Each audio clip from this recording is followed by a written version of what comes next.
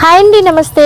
చూసారా, మనకి పచ్చిమిర్చి అయితే కొదవే లేదండి. ఇక్కడైతే చూడండి, జూలైలో పెట్టిన మొక్కకి పచ్చిమిర్చి అయితే చక్కగా పిందెలు వేసేసాయి. ఇక్కడ కూడా చూడండి, పెద్ద పెద్దవి చూసి మనం హార్వెస్ట్ చేసేసుకోవచ్చు.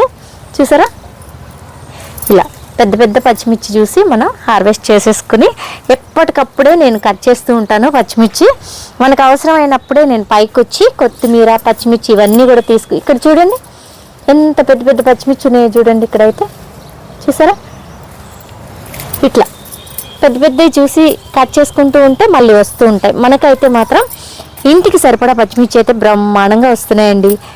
ఎంతో హ్యాపీగా మనకు కావాల్సినంత మనం ఎంజాయ్ చేస్తున్నాం. పచ్చిమిర్చి మాత్రం ఇవన్నీ పాత మొక్కలే, అదొక్కటే కొత్తది.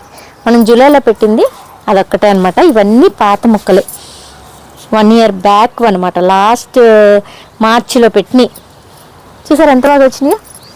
మరి ఈ షార్ట్ కనుక మీకు నచ్చితే పోరంకిస్ గార్డెన్ ఛానల్ని సబ్స్క్రైబ్ చేయండి. Thank you.